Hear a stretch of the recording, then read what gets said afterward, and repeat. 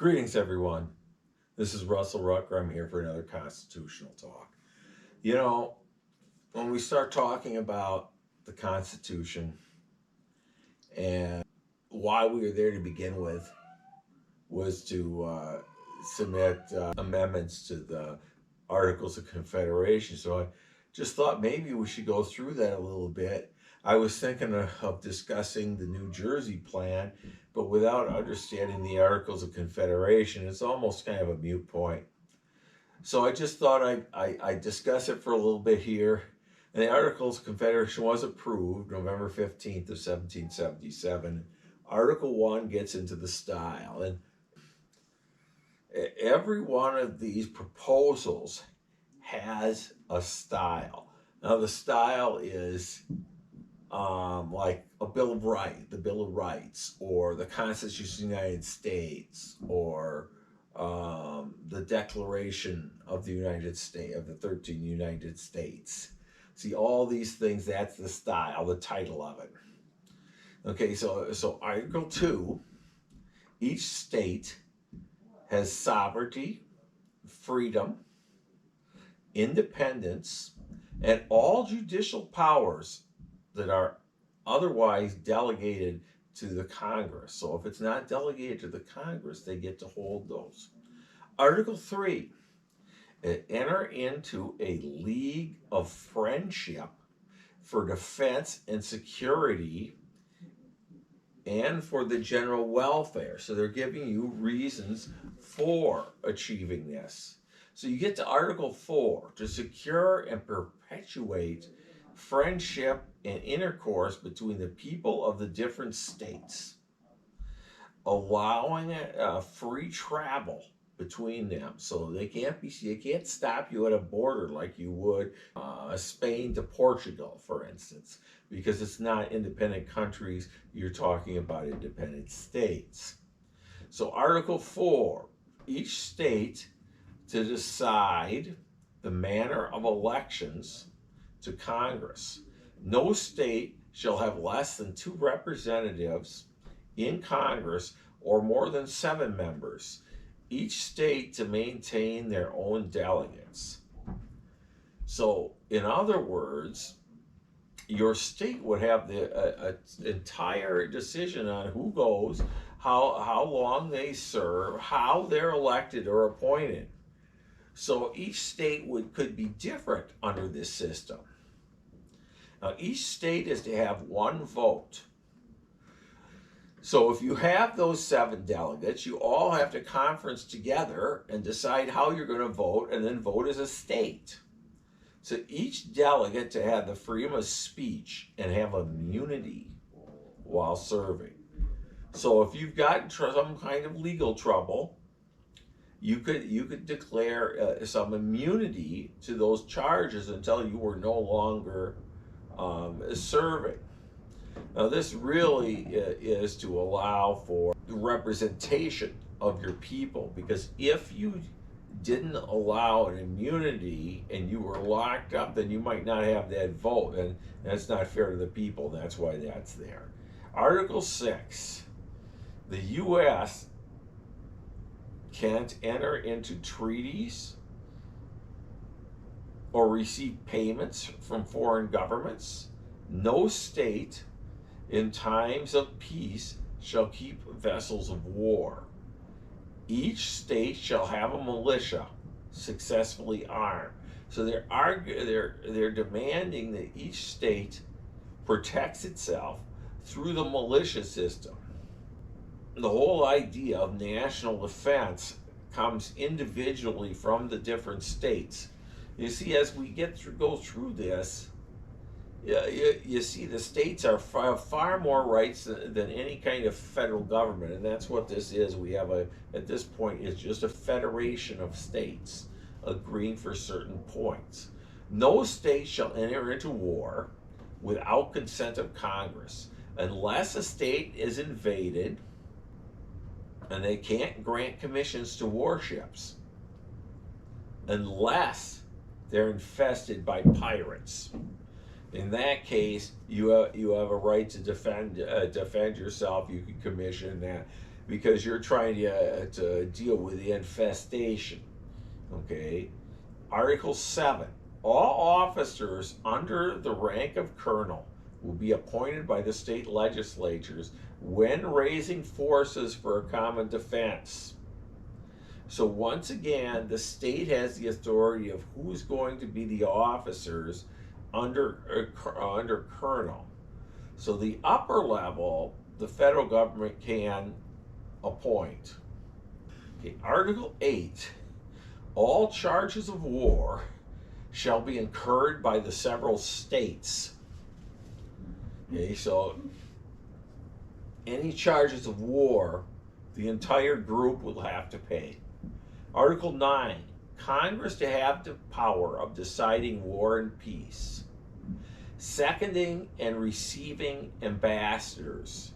No treaties of Congress shall restrain the states by resigning their duties by restricting imports and duties on foreigners and prohibiting imports or exports. So Congress can't do that. So when you go through this, the states really have an immense power, and they even talk about absolute sovereignty and independence and freedom. And then the final thing, it takes 9 states to agree to numerous things. Almost everything else, it would take 9 states to agree to. So any power Congress wanted, they would have to go to the states, and 9 of those states would have to agree. And at the time of the Articles of Confederation, those 9 states encompass 3/4. A committee of 9 states, and this is Article 10 now, the committee of 9 states shall authorize a recess of Congress or create any powers.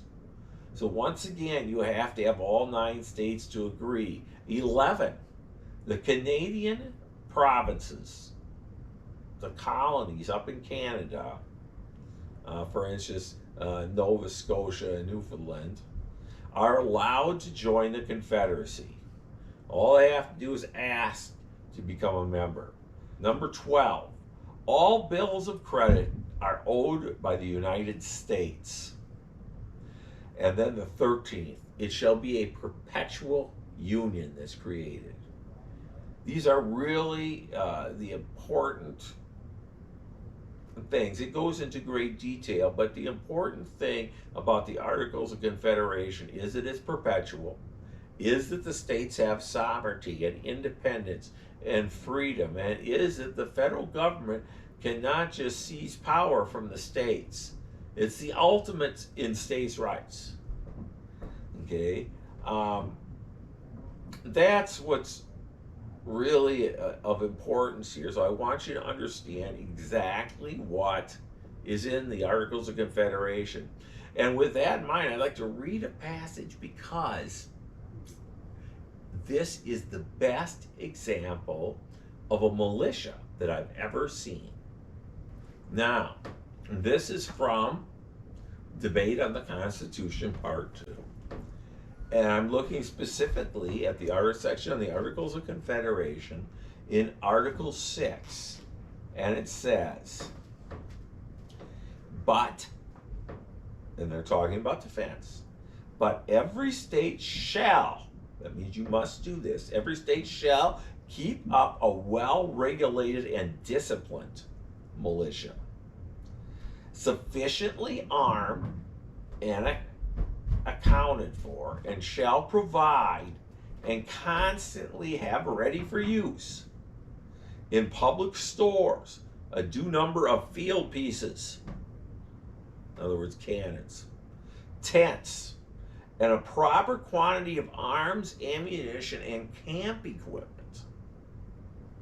A lot of people, when you read the Second Amendment, they think we're talking about a National Guard unit or an Army Reserve. But then it talks about keeping this in public. Okay? Only as the judgment of the United States and Congress shall deemed requisite to garrison the force necessary for the defense of each state. But each state shall keep up a well-regulated and disciplined militia, sufficiently armed and accounted, and shall provide and constantly have ready for use in public stores. That's so you can access it. So if you don't have a gun at home, and my God, in that day and age, you needed a gun, not only for hunting, but to defense against Indian attacks, bear, things like this. You pretty much had to have a gun. But if you didn't, the state would have to provide this through their state militias. And it says they shall do this, and they must. A number of field pieces and tents, in proper quantity of arms, ammunition, and camp equipment. No state shall engage in any war without the consent of the United States in Congress assembled, unless such state be actually invaded by enemies, or shall have received certain advice of a resolution being formed by some nation or Indians to invade such state. So they can't have a war unless they go through this. Just wanted you to understand, because this is the best example of what they mean by a militia. You know, a well-regulated militia being necessary to the security of a free state, and this is what they're referring to. Even though it doesn't spell it out in the Constitution, it does spell it out a little bit better in the Articles of Confederation. So you have, in order to get power from the states, you have to have 3/4 of the states agree to any additional powers, which is, it's pretty tough to do that. Okay, and the idea that each state still holds its sovereignty, its independence, its freedom. See, if this were to go on, they'd almost become individual countries rather than states. And this is what I think is so vitally important. And when we talk about the Constitutional Convention, in convention, they're talking a great deal about the problems with the Articles of Confederation. And that's why we were involved in changing it to begin with. Now, I hope this gives you a better idea of what we're discussing here. And I'd like to thank you for your time.